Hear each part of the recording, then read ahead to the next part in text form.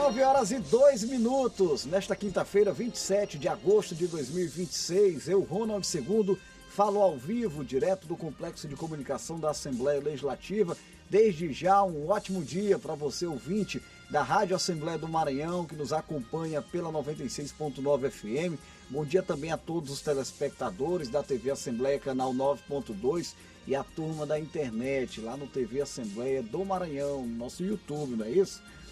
Simultaneamente, o nosso Diário da Manhã, rádio, TV, plataformas digitais, trazendo a cobertura completa das atividades no Parlamento Maranhense. Quinta-feira é um dia de sessão plenária, aliás, o dia da última sessão plenária da semana, então fica aqui já a expectativa para o início dessa movimentação. Daqui a pouquinho a repórter Stephanie Souza vai trazer para a gente as primeiras informações, a movimentação do plenário do deputado Najib Aikel. Dentro de alguns minutinhos a gente vai conversar aqui com o Diego Abreu, que é secretário judiciário, né, do Tribunal Regional Eleitoral do Maranhão, sobre o início da propaganda eleitoral, né, no rádio e na TV. Vamos explicar um pouco mais como é que funciona toda essa dinâmica, o planejamento da Justiça Eleitoral, as inserções nos veículos de comunicação, nas rádios, nas TVs. A TV Assembleia, claro, participará, contribuirá com todo esse processo eleitoral. Nós participamos de algumas reuniões no Tribunal Regional Eleitoral do Maranhão e também vamos dar a nossa contribuição enquanto TV parlamentar para a sociedade nesse que será, sem dúvida alguma, o momento mais importante para a democracia do país neste ano, né? Outubro, eleições, então a gente vai tratar sobre esse tema daqui a pouquinho aqui, portanto, com o secretário da Secretaria Judiciária Única do Tribunal Regional Eleitoral do Maranhão. Daqui a pouquinho a Paula Torres trazendo a previsão do tempo. Tem gente querendo saber como é que fica o clima. Dentro de instantes a previsão do tempo com a Paula Torres, né? E vamos falar também sobre o cenário econômico, endividamento das famílias, levantamento a respeito do âmbito do estado do Maranhão sobre esse assunto e muito mais, tá bom? Mais uma vez, um ótimo dia a todos que acompanham a programação da Rádio da TV Assembleia. Para falar ao vivo com a repórter Stephanie Souza, ela que está no plenário, deputado Najib Aikel, vai acompanhar de pertinho a movimentação da última sessão plenária da semana, né, claro. E aí traz as informações para a gente. É com você, Stephanie, bom dia.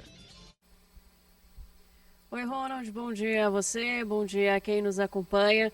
Pois é, como você falou, hoje, quinta-feira, é a última sessão ordinária a ser realizada desta semana, onde são, seguindo o regimento interno da Casa, realizadas 3 sessões ordinárias durante a semana, na terça, na quarta e na quinta-feira.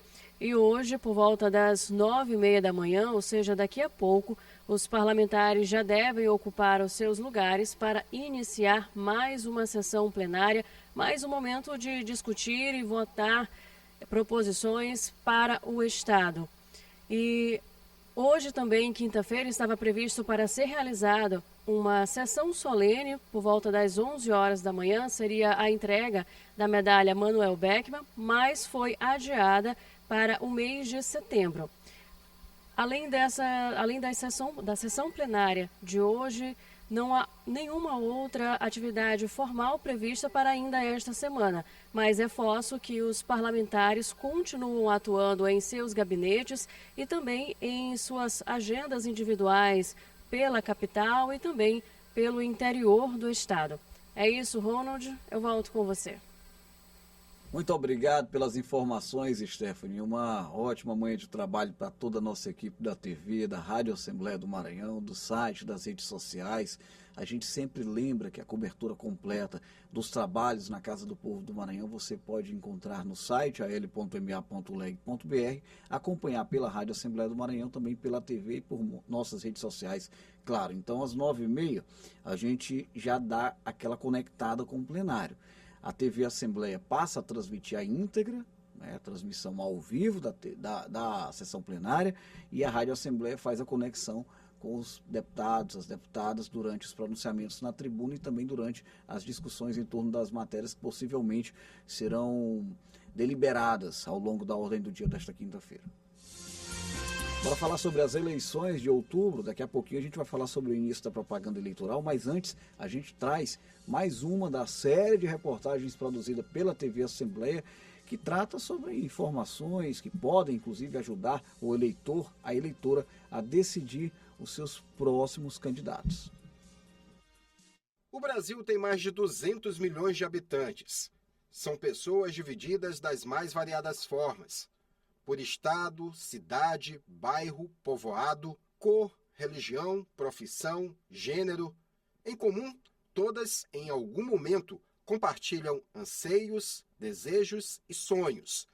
Isso também acontece no mundo da política e foi um dos motivos do surgimento das candidaturas coletivas lá no início dos anos 1990. Por volta de 1994, quando surgiram as primeiras candidaturas, que foram grupos que buscavam uma maior representatividade junto aos espaços de poder, seja a Câmara Municipal, Assembleia Legislativa, o Congresso Nacional. Só que a partir de 2012, esse movimento, esse fenômeno social das candidaturas coletivas, elas se intensificaram. Nós temos hoje mais ou menos mais de 400 candidaturas que já foram lançadas nesse formato. Então, é uma realidade em que a gente precisa discutir, falar e regular. As candidaturas coletivas têm ganhado força e espaço nas eleições brasileiras, sendo uma alternativa de representação política. O Brasil registrou um total histórico de 68 mandatos coletivos eleitos entre 1994 e 2022, conforme levantamentos acadêmicos consolidados da Fundação de Amparo à Pesquisa do Estado de São Paulo, a FAPESP. As candidaturas coletivas costumam reunir pessoas com diferentes formações e experiências, representando movimentos sociais, lideranças comunitárias, profissionais de diversas áreas e segmentos da sociedade. A proposta é ampliar a participação popular e aproximar o mandato das demandas da população. O cidadão vai à sessão eleitoral, na urna eletrônica ele digita o número dos seus possíveis candidatos e, ao invés de eleger uma pessoa, ele está elegendo um grupo de pessoas. Essa é a candidatura coletiva no Brasil. Não há previsão legal para isso, não existe na lei, é apenas para ilustrar como funciona, que a candidatura coletiva ela é formada por um grupo de 2 ou mais pessoas que tentam viabilizar um representante nas eleições, que leve o quê? As suas pautas, as suas bandeiras. Uma vez eleito, o mandato coletivo terá todas as condições de construir de forma compartilhada as propostas apresentadas durante a campanha e transformá-las em projetos. A grande questão é que somente uma dessas pessoas do coletivo terá direito ao assento aqui no plenário. É que a Justiça Eleitoral não reconhece os coletivos como pessoa física, já que o eleito tem um CPF. Nesses casos, o coletivo indica uma pessoa para ser a personificação, a voz e as ações do grupo. Este é um dos desafios que os coletivos enfrentam. É importante que haja, do ponto de vista civil, um contrato social, um estatuto social, como se eles fossem um partido político, para que eles tenham regras internas de atuação daquele grupo. Por exemplo, a questão do salário daquele parlamentar, porque a gente não pode esquecer que é um grupo que está lançando aquela candidatura, que está apoiando aquela candidatura, mas apenas um vai ocupar formalmente aquele cargo. Uma candidatura, várias vozes. Essa ideia é que faz com que as candidaturas coletivas ganhem força e ampliem a participação popular. Mas que precisa, na verdade, de uma regulamentação mais ampla. Porque são inúmeras situações que precisam ser delimitadas. Essa questão da divisão do salário, que aquele parlamentar, se ele entender que deve, por exemplo, dividir o salário, ou tiver um acordo prévio com aqueles membros que conseguiram sair daquele cargo de representante, se houver aquela autorização de dividir o salário, há algum problema? Há alguma vedação? É ilegal? É legal? Então a lei ela precisa se debruçar sobre isso também. Informativa, a reportagem do João Carvalho da TV Assembleia a respeito deste modelo, que inclusive ganhou uma certa proporção ao longo dos últimos anos no Brasil. E essa reportagem ela fica disponível no nosso canal no YouTube, TV Assembleia do Maranhão. A gente vai seguir falando sobre eleições agora no nosso quadro de entrevista desta quinta-feira no Diário da Manhã. Entrevista. São 9h12. Ao longo da programação da rádio, da TV Assembleia do Maranhão, a gente tem tentado, de uma maneira muito profissional, trazer informações à população especial do estado do Maranhão a respeito do processo eleitoral de outubro, né? Um processo fundamental, importantíssimo para toda a sociedade brasileira e que, claro, tem uma função, a gente enquanto televisão, TV pública, rádio pública, uma função fundamental que é levar a informação com muita seriedade, transparência e responsabilidade. Em razão disso, nosso convidado de hoje já está por aqui. Estou recebendo o doutor Diego Abreu, que é secretário da Secretaria Judiciária Única do Tribunal Regional Eleitoral do Maranhão. O TRE Maranhão já definiu, inclusive, com representantes de partidos, coligações, emissoras de rádio, TV, a Rádio Assembleia, a TV Assembleia do Maranhão, inclusive, participou de todo esse processo da definição do plano de mídia para a propaganda eleitoral das eleições de 2026, não é? Então, propaganda eleitoral gratuita no rádio e na TV será veiculada a partir de amanhã. A gente vai tentar entender um pouco sobre esse processo, sobre esse planejamento aqui com o doutor Diego Abreu. Muito bom dia, doutor Diego. Obrigado, antes de tudo. A gente sabe que esse é um momento... os servidores do TRE trabalham um ano inteiro, mas a gente sabe que quando vai se aproximando ali do período eleitoral, a coisa tende a ficar ainda mais intensa, o tempo de vocês tem sido muito corrido, e aqui um registro público, né, o nosso agradecimento pela atenção de sempre com a rádio, com a TV Assembleia do Maranhão, vocês sempre dão um jeitinho de conseguir dar atenção para o nosso público. Obrigado desde já. Obrigado, Ronald, bom dia. Em nome do TRE também agradeço pelo convite. E desejando aqui um bom dia para os seus ouvintes, para os seus telespectadores. Nós participamos, inclusive, eu como coordenador de jornalismo da TV Assembleia, nós sob direção de rádio, TV, coordenação de edição, das últimas reuniões que ocorreram no âmbito do Tribunal Regional Eleitoral do Maranhão. Tivemos 2 reuniões muito importantes em que se esclareceram muitos detalhes a respeito dessa inserção da propaganda eleitoral. Como é que ficou definido todo esse planejamento, hein, doutor? Bom, ele começou muito antes da realização da audiência que ocorreu no dia 18 de agosto. Sim. O último. Nós fizemos uma reunião preparatória com a participação dos partidos, dos representantes das emissoras e, seguindo todo o cronograma que foi estabelecido pelo Tribunal Superior Eleitoral, o TRE buscou dar a maior publicidade possível para a realização da audiência, que é algo bem sensível, bem caro aos pleiteantes a cargos públicos, né, aos partidos, aos candidatos, às coligações e às federações, que é a determinação de como vai funcionar o tempo em rádio, em TV, o limite de tempo que cada um vai ter e especialmente a ordem em que as propagandas serão veiculadas desde o primeiro dia até o encerramento do período eleitoral. Aí deixa eu levar um pouquinho esse bate-papo aqui, um pouco para percepção do eleitor, né, do cidadão, da cidadã. Né? Em tempo de redes sociais, muitas vezes as pessoas questionam sobre como é que funciona e qual que é a importância, né, claro, dessas veiculações, dessas inserções na rádio e na televisão. E a importância de critérios, hein, doutor? Como é que o senhor observa tudo isso que é feito, todo esse planejamento, especialmente a importância dessas veiculações nas plataformas de rádio e TV e os critérios que são adotados pelo Tribunal Regional Eleitoral? Perfeito. A propaganda em rádio e TV, ela é o clássico da propaganda eleitoral, né? Quando a gente tem aquela propaganda que todo mundo se recorda de assistir desde criancinha. A clássica que tem tanto das inserções quanto da propaganda em rede, que é aquela que passa na televisão ali no horário do almoço e no horário do jantar.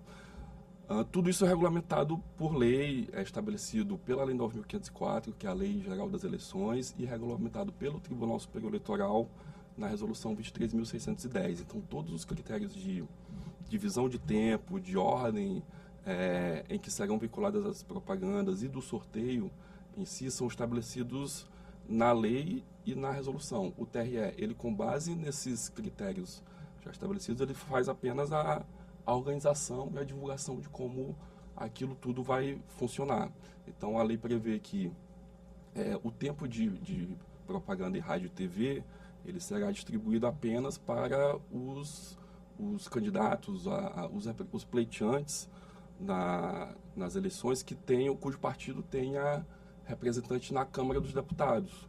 Então, já se faz um corte. Esse já é o critério principal. Exatamente. Então, já se faz um corte que foi estabelecido ali pela emenda constitucional número 97, então é algo que está previsto na Constituição, daqueles que terão direito a veicular sua propaganda em rádio e TV. Dentre esses que preenchem a cláusula de barreira, 90% do tempo vai ser distribuído conforme a sua representação na Câmara dos Deputados. Então, quem possui mais representantes, fatalmente vai ter mais tempo de rádio e TV, e 10% vai ser distribuído igualitariamente, dentre aqueles que preencheram a cláusula de barreira. Então, a partir desse critério unificador e inicial, o tribunal ele monta parte para a montagem de todo o plano de mídias, que é aquela audiência que a gente faz o sorteio, da ordem que será veiculada a propaganda no primeiro dia, e a partir dali o próprio sistema que é oficializado e é autenticado pelo Tribunal Superior Eleitoral faz toda a montagem para o resto do período inteiro da propaganda. Então, assim, só para deixar bem claro ao ouvinte, ao internauta e telespectador, não quando você está assistindo a propaganda eleitoral e você observa determinado candidato aparecendo primeiro que um outro candidato, aquilo ali foi definido por sorteio. Não é a emissora que está veiculando que tomou a decisão, tampouco a própria Justiça Eleitoral. Isso foi feito com sorteio durante uma audiência com a participação dos representantes dos partidos. É por aí, né, doutor? Perfeito, perfeito. A audiência foi realizada no último dia 18, na sede do TRE. Houve a participação de todos os representantes de partidos políticos, mesmo aqueles que não teriam direito a veicular propaganda em rádio e TV, foram colocados, puderam, inclusive, participar das votações acerca da escolha das emissoras geradoras de rádio e TV, porque nós temos uma emissora geradora da propaganda em rede no rádio e uma emissora geradora para a TV, que também foram escolhidas na audiência pública mediante submissão ao escrutínio de todos os presentes, principalmente aos representantes de partido. Então, todo mundo pôde participar dessa audiência. Ela, inclusive, continua disponível no YouTube, e ali foi realizado um sorteio mesmo. Assim, a gente tinha, para cada partido, coligação ou federação, foi atribuído o seu número de urna, e a partir disso nós sorteamos cada número, e à medida que foram sendo sorteados os dados, a gente foi montando a ordem em que se veicularia a propaganda no primeiro dia. E, por lei, aquele candidato que é o último a veicular propaganda no primeiro dia, ele é o primeiro do dia seguinte. Então, a partir desse próprio dado, o sistema já faz o cálculo de todo o período em que a propaganda será veiculada. E a distribuição, por exemplo, do tempo ali que é utilizado pelos candidatos a deputado estadual, né? Isso é encaminhado para o partido, e aí é o partido que faz essa distribuição? Como é que funciona? Sim. Na audiência mesmo, nós já geramos ali todos os relatórios, fica disponível o tempo total que vai ficar a cargo de cada partido, ou coligação ou federação. E aí a divisão interna é feita pela própria coligação ou pelo próprio partido. Então, o TRE, ele divulga esses dados no site, todos os relatórios dos tempos que foram atribuídos a cada candidatura estão divulgados no nosso site, e fica a cargo de um critério interno como vai ser feita essa distribuição de tempo ali dentro da coligação, dentro do partido, dentro da federação. Começa amanhã, portanto, a veiculação, né, nas emissoras de rádio e televisão, e vai até quando, doutor? Vai até o dia 1º de outubro, vai até a quinta-feira da semana da eleição. Quinta-feira da semana, que é quinta-feira, domingo a eleição, vai até quinta-feira, portanto, a semana que antecede a eleição. Esse é um momento fundamental, hein, doutor? Qual o conselho que o senhor daria, como um representante também da Justiça Eleitoral, para que os eleitores e eleitoras, especialmente no Maranhão, onde é o nosso público maior aqui do Diário da Manhã, possam compreender e absorver o máximo possível do conteúdo e assim decidirem de uma maneira correta o seu voto? A propaganda em rádio e TV, como a gente falou agora há pouco, é aquela que a gente desde criança está acostumado. Sim. É o clássico da política nacional. E ali é importante observar, obviamente, além das propostas que estão sendo apresentadas, e se está sendo respeitada a própria legislação, porque nós temos vedações acerca da veiculação dessa propaganda. Então, é proibida a ofensa, é proibida a utilização de inteligência artificial desde que não esteja identificada. Então, a inteligência artificial, os mecanismos podem ser utilizados desde que esteja expressamente identificado na propaganda de que isso foi utilizado. E esse ano temos a novidade, né, que é os partidos, coligações ou federações que cadastraram, que deram entrada em registro de candidatura para as eleições proporcionais, para candidatas negras, candidatas e candidatos indígenas, eles têm que informar, quando dão entrada no seu plano de mídia nas emissoras, o percentual, Sim. se está sendo respeitado esse percentual. Por exemplo, se o partido registrou 10% de sua candidatura como candidaturas indígenas, então, a cada veiculação, ele tem que respeitar esse percentual também. Isso tem que ser informado quando da entrega do plano de mídia para cada emissora, e o TRE, inclusive, já oficiou para as emissoras para que disponibilize esse dado para a própria Justiça Eleitoral, porque isso vai ser divulgado no site. Então, é uma novidade para a eleição de 2026, que o TRE vai ter um controle efetivo. E o importante que a gente sempre frisa, né, para a população, para o cidadão, é, obviamente, ficar atento às propostas e sempre atentar se está sendo respeitados os limites estabelecidos pela lei. É importante também que o cidadão, que a cidadã, que eles tenham a consciência também da necessidade de... Porque o eleitor é um fiscal também de todo esse processo, né? Ele pode contribuir com a justiça eleitoral em eventuais denúncias. Eu trouxe aqui um ponto importante, como um possível uso indevido de inteligência artificial. A gente já sabe que hoje existe a chamada deepfake, que é claro que a gente não vai entrar, porque é uma situação que você tem uma análise de cada caso, mas assim, é importante que o cidadão, que a cidadã possam participar também desse processo no sentido de fiscalizar, não é isso, doutor? Perfeito. E a Justiça Eleitoral, ela disponibilizou uma ferramenta própria para isso, que é o aplicativo Pardal. Isso, é. Então, isso pode ser... E aí, ele está relacionado a qualquer tipo de propaganda eleitoral, inclusive propaganda na internet, propaganda de rua. O cidadão pode fazer a denúncia diretamente para a Justiça Eleitoral, isso vai ser avaliado, se houver de fato uma irregularidade, o candidato, o partido, a coligação, enfim, vai ser notificado e, em não sendo regularizado, depois vai ser isso encaminhado ao Ministério Público para que o Ministério Público Eleitoral avalie se é o caso de se propor uma representação por propaganda irregular ou não. Aí torna-se um processo judicial.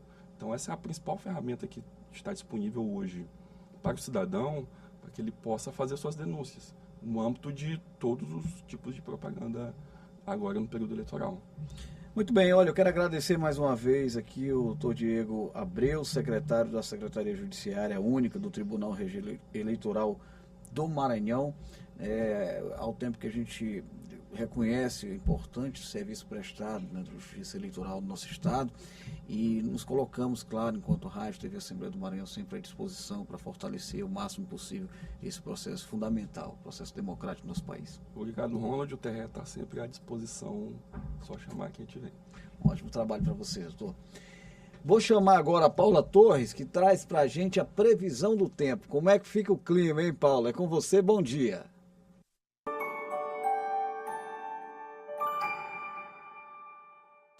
Oi, muito bom dia. E antes de sair de casa, vale aquela olhadinha para o céu, porque o tempo não está igual em todo o Maranhão. Começando pela Grande Ilha, São Luís, amanhece com 26 graus e pode chegar aos 30. O sol aparece entre muitas nuvens e o céu pode ficar mais fechado em alguns momentos. À noite, a tendência é de poucas nuvens. Agora vamos para o litoral ocidental maranhense, lá na região de Mirinzal. Por lá, os termômetros ficam entre 25 e 30 graus. O dia também será de sol, entre muitas nuvens e períodos de céu nublado. E para fechar, vamos para Nina Rodrigues. Lá o calor aumenta bastante. A temperatura começa em 24 graus e pode chegar aos 36. A previsão é de um dia de bastante sol, com aumento de nuvens, mas sem previsão de chuva. Então, para quem está nessas regiões, a dica é não esquecer da hidratação e principalmente daquele cuidado com o sol, porque o calor promete ser forte no interior. Uma excelente quinta-feira para todo mundo e até daqui a pouco na F1.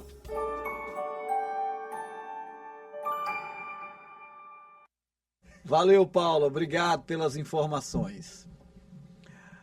Bora, vamos falar agora sobre economia, né? Especialmente sobre o cenário de endividamento das famílias. Nossa reportagem traz dados, informações, levantamentos e um pouco de informação sobre esse assunto. O orçamento das famílias de São Luís está cada vez mais comprometido. Em julho, 86% dos lares da capital tinham algum tipo de dívida, o maior índice registrado desde 2021. Em apenas um ano, o endividamento cresceu 24%. Os dados são da pesquisa de endividamento e inadimplência do consumidor, realizada pela FEComércio Maranhão, em parceria com a Confederação Nacional do Comércio. A pesquisa lá traz que o endividamento, que é aquele ato da família contrair uma nova dívida, atingiu 86% agora em julho de 2026. E a inadimplência, ela vem mostrando que há uma melhora na qualidade desse endividamento. E são aquelas famílias que elas deixaram, né, de honrar com aqueles compromissos. A gente vem verificando que essa inadimplência ela vem caindo. Ela caiu cerca de 4% em relação ao mesmo período do ano passado. Então, há uma melhora nessa qualidade desse endividamento que faz as famílias preservarem ali o seu orçamento, a sua capacidade de pagamento. O cartão de crédito aparece como a principal modalidade de dívida, presente em 82% das famílias endividadas. Quase 3 em cada 10 famílias têm contas em atraso e 4,9% afirmam não ter condições de quitar os débitos. Alguns fatores econômicos estão impactando nesse orçamento das famílias. Por exemplo, a inflação. Quando a família ela começa a usar um pouco mais do recurso, né, para pagar aquela despesa essencial, ela começa a utilizar mais o cartão de crédito.